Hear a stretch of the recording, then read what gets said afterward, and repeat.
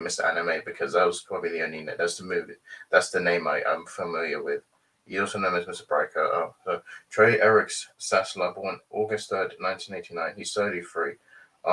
He was an anime and film enthusiast who formerly reviewed anime on YouTube. Now this is I don't know if that's his YouTube profile, but he joined September 14th, 2006. It was shut down September 30th, 2020. It was terminated. Um, so there's histories, but I don't know. He's known for killing his family. And then he's in jail right now. So I'm going to be watching a video. Um, I don't know his YouTube channel. I think it's terminated, so I don't really. Yeah, it's been terminated, so I don't really know what his YouTube stuff was. My view videos. I don't know. Let me see if I can pull up a video of him. I don't know. I don't know. There probably isn't any videos on him. I don't think there's any re-uploads on it. So anyway, well, I'm gonna tell you what went wrong. Now I have a YouTube video called 11 of the Worst YouTubers by Savix, which you should subscribe to. He's really good. He's good at doing like analysis on things. So I'm going to be, so I'm just gonna watch it now.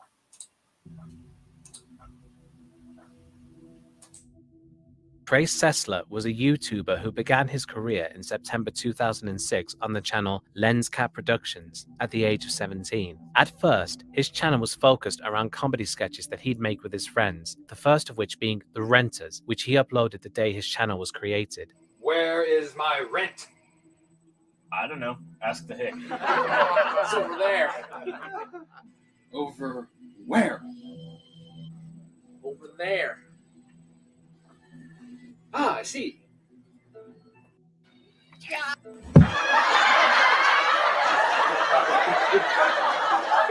Eventually, he moved on to creating action videos, which were surprisingly violent, usually consisting of fight scenes involving swords and, I'm assuming, real guns that weren't loaded. As said, these videos were quite violent and contained a lot of fake gore, which Trey seemed to have a fascination with. At some point, Trey announced that he would be switching his content style, and the next day, he uploaded his very first anime review, which would be the debut of his nickname, Mr. Anime. All right, this being the first episode and review, I kind of wanted to start kind of strong and get this one out of the way. So that's right, I'm probably doing Inuyasha, the show that went on and on and on. But that's cool, right? Because we all love to watch shows that never stop. And not to mention, it had the shittiest ending I've ever seen out of any show, movie, play, Broadway musical, anything.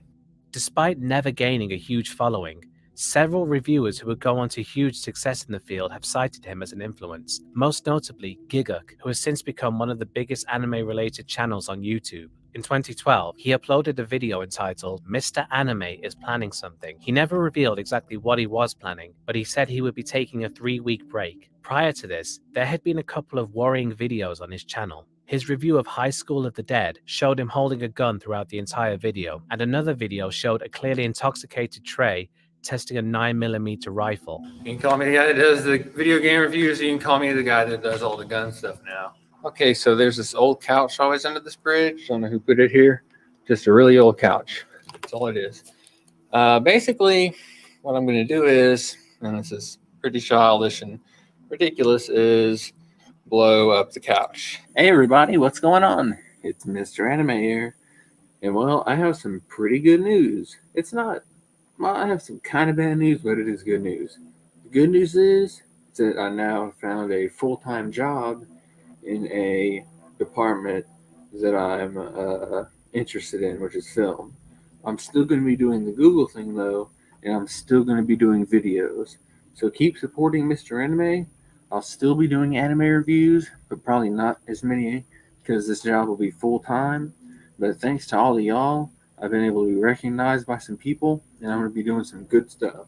A week after he had announced to his viewers that he had found a job in the film industry, it was reported that Trey had committed a truly horrifying and unforgivable act. In the morning of March 20th, 2012, Trey lured his mother out into the garage, where he shot her in the chest at point-blank range. From here, he entered his home and shot his brother in the head. His father was woken up by the shots and entered the living room to investigate, only to be shot by Trey later.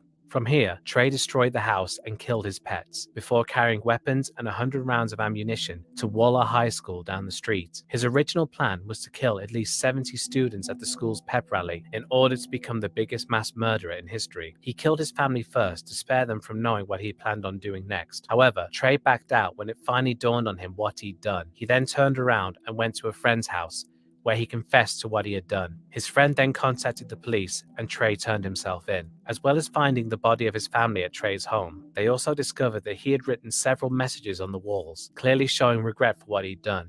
These messages were, "Why did I do this? I love my mom, dad, and brother. I miss my brother, father, and mother. God, please forgive me, because I can't forgive myself." While interrogating Trey, police confirmed Trey had been practicing for the event for several years and had been using buildings and household pets as target practice. He also had a large fascination for shootings, mainly the Columbine massacre, and would even rank killers. Trey somehow avoided the death penalty and was instead sentenced to life in prison. He requested that his right to appeal for parole be taken away, as he believed he was too much of a danger to himself and others to be set free. He currently resides in just a 4-unit prison in Texas, after being transferred there from McConnell prison in 2019. It's unknown where he'll be moved to next, but one thing that is known is that he'll remain behind bars until the day he dies.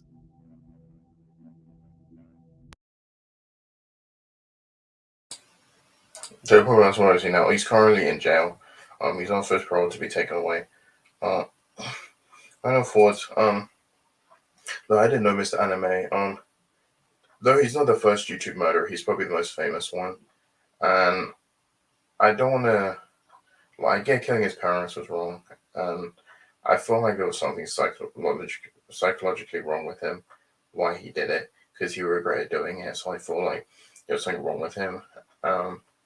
So that's why he's in jail, and he feel like he's a danger to society, which I think he's in jail. He's gonna stay there until he dies. But yeah, so that's Mr. Anime, which so yeah, that's what I have to say about Mr. Anime. So guys, so much more videos. Bye next. Bye.